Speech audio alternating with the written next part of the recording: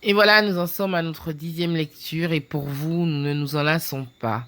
Le pôle animation de la ville de Sainte-Anne vous propose ce mercredi un ouvrage intitulé La vanité de Compère Citronnier de Christelle Apatou et illustré par Nosto. Bien évidemment, toujours avec l'aimable autorisation des éditions Jazor. Bonne lecture. Vous connaissez tous le citron? Ce petit fruit aujourd'hui symbole d'acidité. Il y a très longtemps, les fruits de Compère Citronnier étaient gros, juteux et surtout bien sucrés. En ce temps-là, Compère Citronnier était vraiment impressionnant. Un seul de ses pépins pouvait se transformer en arbre en l'espace d'une semaine. Et quel arbre! Un arbre gigantesque, resplendissant au soleil, au tronc aussi large et solide que celui du fromager. Quant à ses branches, elles étaient comparables aux bras musclés d'un boxeur. Ses feuilles brillaient comme celles du manguier et sa couronne de feuillage était aussi épaisse que la coiffure afro d'un atoll. Même les merles s'y faufilaient à grand-peine. Au cœur des fruits du citronnier coulait un sirop miel au goût de vanille, de musc et de cannelle. Comme par magie, les citrons étanchaient la soif par forte chaleur et comblaient aussi l'appétit quand on avait une petite faim. En plus, ils étaient faciles à éplucher et redonnaient en un clin d'œil énergie et vitalité à celui qui les dégustait. Paré de ces lourds bijoux d'un vert brillant, Compère Citronnier suscitait admiration et amour chez ses semblables. Pied Coco l'enviait en secret.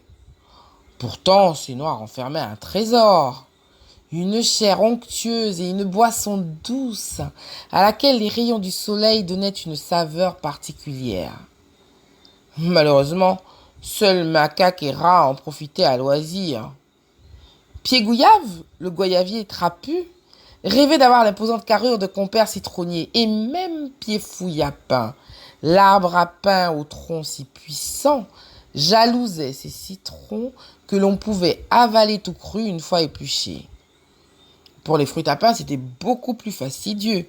Il fallait les cueillir, les débarrasser de leur peau rugueuse, les couper en quartiers et les faire bouillir dans de l'eau salée. Oh! L'arbre à pain aurait 1000 fois préféré être un citronnier. En réalité, toutes les plantes et tous les arbres des environs jalousaient Compère Citronnier. C'est qu'ils lui en accordaient de l'importance au citronnier. On le flattait, on lui donnait toujours raison. Les bêtes à quatre pattes, en passant, le saluaient en s'inclinant bien bas. Les volatiles voulaient nicher dans ses branches. Quant aux insectes, ils se plaisaient à s'installer au creux de ses racines. Oui, mais voilà, à force de recevoir louanges et courbettes, la tête de Compère Citronnier se mit à enfler comme un melon. Il commença alors à snober les autres arbres. Il trouvait qu'en pêche cet arbuste des savanes bien rustre. Figuier maudit, lugubre avec ses racines rampantes et ses longues lianes. Latanier était trop grand à son goût et flamboyant trop extravagant. Plus le temps passait, plus il leur trouvait des défauts et plus il les ignorait. Tel Narcisse, il préférait rester seul et se répéter à longueur de journée qu'il était le plus beau des arbres. Il portait haut ses fruits, ainsi aucun animal ne pouvait les atteindre. Et même lorsqu'un oiseau l'approchait, c'est à grands coups de branche qu'il le chassait. Ce qui devait arriver arriva. Petit à petit, tout le monde se mit à le détester. Un jour, Macaque rendit visite à notre compère. Il lui fit une courtoise révérence et s'adressa à lui poliment. Monsieur Citronnier, excusez-moi de vous déranger. Je viens vous demander la permission de prendre un de vos fruits. Mon fils cadet est tombé dans la mare et depuis 3 semaines, il traîne la goutte au nez. Il est faible et n'a plus d'appétit. Je suis persuadée qu'un seul de vos fruits le remettrait sur pied.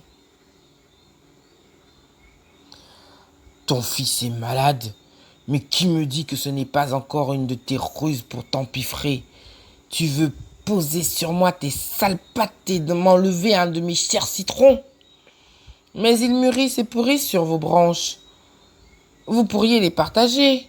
Demain, dès que mon fils se sentira mieux, il viendra lui-même vous remercier. Oh, toi de ma vue, misérable créature! Tout le monde sait que tu es un fieffé menteur. Va donc trouver Oranger. Il fait tout pour me ressembler. De la cime aux racines, en passant par les fruits. Tu n'auras qu'à t'en contenter. Et maintenant, laisse-moi seul, vilain parasite. Macaque entra dans une folle colère.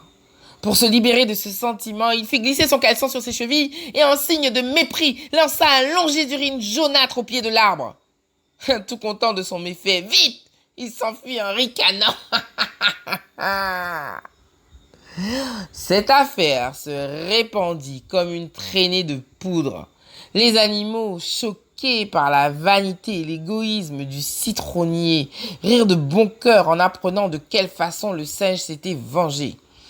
Pour punir compère citronnier, ils décidèrent alors tous de l'arroser chaque jour de leur pipi.